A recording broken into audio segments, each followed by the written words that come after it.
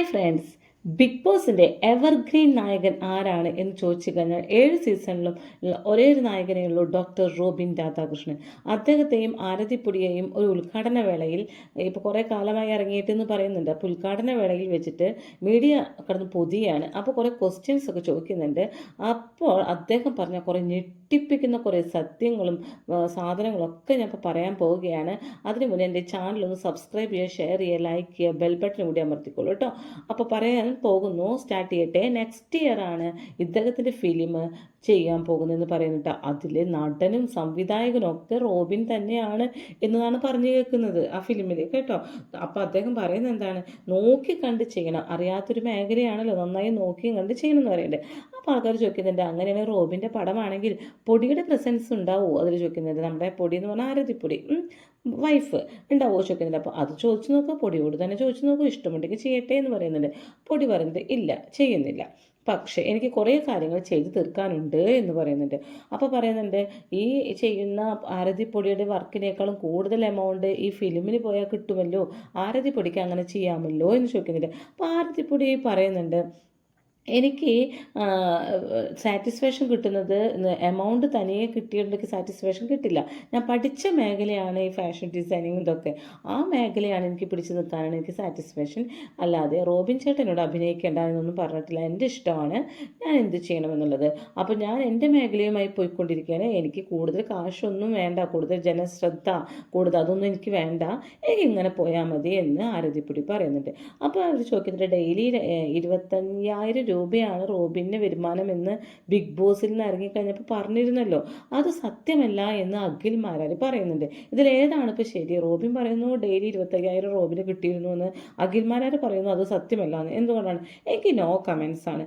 എനിക്ക് കിട്ടിയ കാശ് 25,000 ആണ്. അത് ഞാൻ പറഞ്ഞു.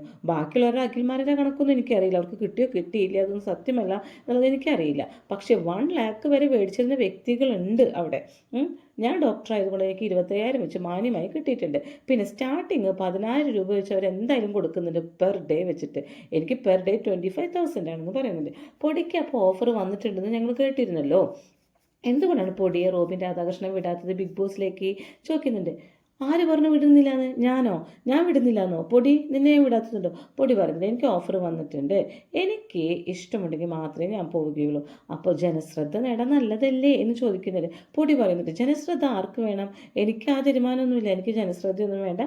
എനിക്ക് ഈ ഇപ്പോൾ റോബിൻ ചേട്ടൻ വരുന്നേക്കാളും മുന്നേ ഞാൻ ചെയ്തിരുന്ന ബിസിനസ് തന്നെ ഞാൻ ഇപ്പോഴും കണ്ടിന്യൂ ചെയ്തു പോകുന്നു, അതിനെനിക്ക് കൂടുതൽ മെച്ചപ്പെട്ടിട്ടേ ഉള്ളൂ. ഞാൻ ഇപ്പോൾ തെലുങ്കിലും കന്നഡയിലൊക്കെ ഞാൻ ചെയ്യുന്നുണ്ട് എന്ന് പറയുന്നുണ്ട്. അപ്പോൾ സിനിമയിൽ അഭിനയിക്കാനും ഇങ്ങനെയൊക്കെ തന്നെയാണ്, എനിക്കിപ്പോൾ ഇഷ്ടമല്ല, ഇഷ്ടമുള്ള സമയത്ത് ചെയ്യുമെന്ന് പറയുന്നത് കേട്ടോ. അതുപോലെ തന്നെ ബിഗ് ബോസ് അൾട്ടിമേറ്റ് വരും വരും വരും എന്നെല്ലാവരും പറഞ്ഞിരുന്നു അല്ലേ.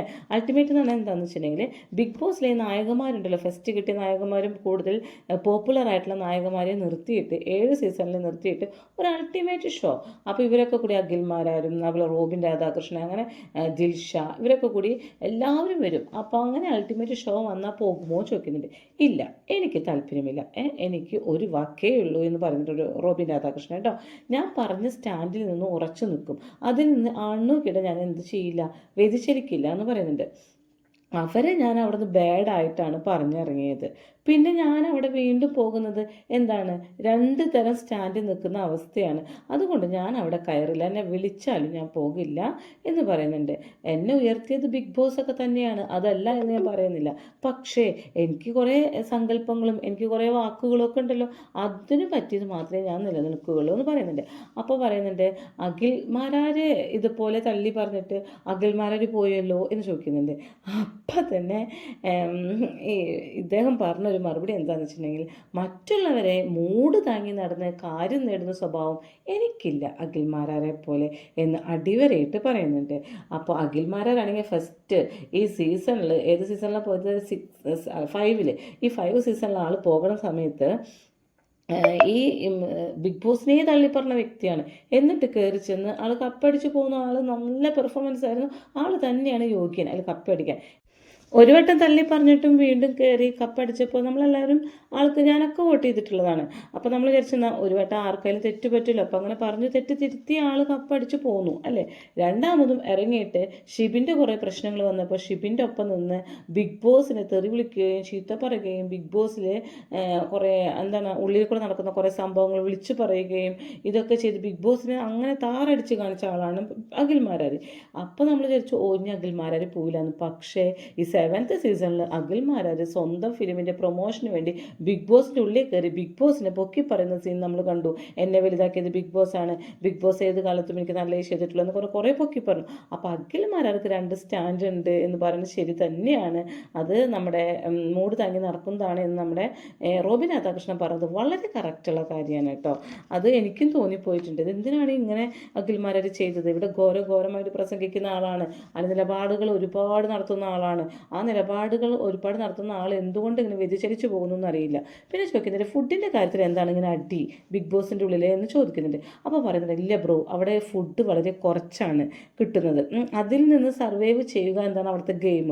അപ്പോൾ ഫുഡ് ഇല്ലാണ്ടാകുമ്പോൾ തന്നെ അവിടെ അടി തുടങ്ങും, അങ്ങനെയാണ് അടി പൊട്ടുന്നത്. അല്ലാണ്ട് അവരൊന്നും ചീത്ത ആൾക്കാരല്ല എന്ന് പറയുന്നത് ശരിയാണ്. ഫുഡിൻ്റെ കുറച്ചതാകുമ്പോൾ അവർ കുറച്ചെടുത്തു, അവർ കൂടുതലെടുത്തു എന്നൊക്കെ പറഞ്ഞ് അടി തുടങ്ങും. വിശക്കുമ്പോൾ അതാണല്ലോ കൂടുതൽ മുഖ്യമായിട്ടുള്ളത്. പിന്നെ പുറത്ത് വന്ന് എല്ലാവരും ചളി വാരി എറിയുന്നുണ്ട് ഈ സീസണിൽ കൂടുതലാണ് എന്ന് ചോദിക്കുന്നുണ്ട്. അതെന്താ അവരങ്ങനെ ചെയ്യുന്നത് ചോദിക്കുന്നവരുണ്ട്. അത് ഓരോ ഇൻഡിവിജ്വലിനനുസരിച്ചിരിക്കും, ഓരോരുത്തരുടെ ക്യാരക്ടർ അനുസരിച്ചിരിക്കും.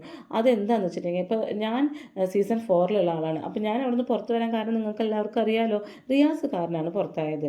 തിരിച്ച് ഞാൻ കയറിയപ്പോൾ റിയാസിൻ്റെ അടുത്ത് ഞാൻ എങ്ങനെയാണ് പെരുമാറിയത് നിങ്ങളെല്ലാവരും കണ്ടതില്ല. ഞാൻ അവിടുത്തെ വഴക്കുണ്ടാക്കിയോ തല്ലുണ്ടാക്കിയോ? വളരെ മാന്യമായി പെരുമാറി. അങ്ങനെയാണ് ഓരോ ഇൻഡിവിജ്വൽ അനുസരിച്ചിരിക്കും എന്ന് പറഞ്ഞു. സീസൺ 7 ആകെ കച്ചറികളായിരുന്നു. എന്ന് വെച്ചിട്ടുണ്ടെങ്കിൽ ഫുള്ള് കയറി അടിയും വഴക്കും ഒക്കെ കൂടി നടക്കുന്ന ആൾ തന്നെയായിരുന്നു എന്ന് നമ്മുടെ ഇദ്ദേഹം പറയുന്നുണ്ട് കേട്ടോ.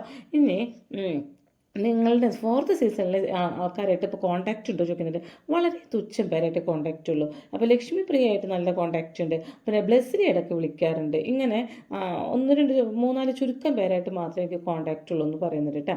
അനീഷിൻ്റെ കാര്യം ചോദിക്കുന്നുണ്ട്. അനീഷിന് ഇപ്പോൾ അവർക്ക് 10 ലക്ഷം രൂപ കൊടുത്തു, അതിലെന്താ അഭിപ്രായം ചോദിക്കുന്നുണ്ട്. ഞാൻ എന്ത് പറയാനാ ബ്രോ അനീഷിൻ്റെ കാര്യത്തിൽ? മേടിച്ചവർക്കും പ്രശ്നമില്ല, കൊടുത്തവർക്കും കുഴപ്പമില്ല. ഞാൻ എന്ത് പറഞ്ഞിട്ട് ഇവിടെ വേറെ വിവാദം ഉണ്ടാക്കണോ എന്നൊക്കെ ചോദിക്കുന്നുണ്ട് കേട്ടോ. അപ്പോൾ അനുമോള് PR വെച്ചിട്ട് 1% വോട്ടെങ്കിലും മറിച്ചു, അപ്പോൾ അനുമോൾ അങ്ങനെയാണ് കപ്പ് നേടിയത് എന്ന് പറയുന്നുണ്ട്. അത് ശരിയാണോ, അത് നല്ലതാണോ എന്ന് പറയുന്നുണ്ട്. ഞാൻ അന്യൻ്റെ വീട്ടിൽ കയറി നോക്കാറില്ല, അന്യൻ്റെ കാര്യം നോക്കാറില്ല, എനിക്ക് ഗോസിപ്പുകൾക്ക് പ്രാധാന്യം ഞാൻ നൽകാറില്ല എന്നും പറഞ്ഞ ആൾ നോ കമൻസ് എന്ന് ഒഴിയാണ് ചെയ്തത് കേട്ടോ. അപ്പോൾ ചോദിക്കുന്നുണ്ട് ഫിനാൻഷ്യലി സെറ്റിൽഡ് ആയോ ബ്രോ ചോദിക്കുന്നുണ്ട്.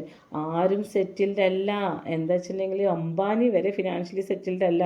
കടം മേടിച്ച് ഇവിടെ നിന്ന് കടം മേടിച്ച് അങ്ങോട്ട് ചെയ്യുന്നു, ഇങ്ങനെയൊക്കെയാണ് ചെയ്യുന്നത്. അപ്പോൾ ബ്രോയ്ക്ക് ഈ ഗോൾഡൻ വിസ കിട്ടിയിട്ടുണ്ടല്ലോ അല്ലേ? ഉണ്ടല്ലോ, എനിക്കിപ്പോൾ ഗോൾഡൻ വിസ കിട്ടിയിട്ടുണ്ട് ബിഗ് ബോസിൽ പോയതിന് ശേഷം.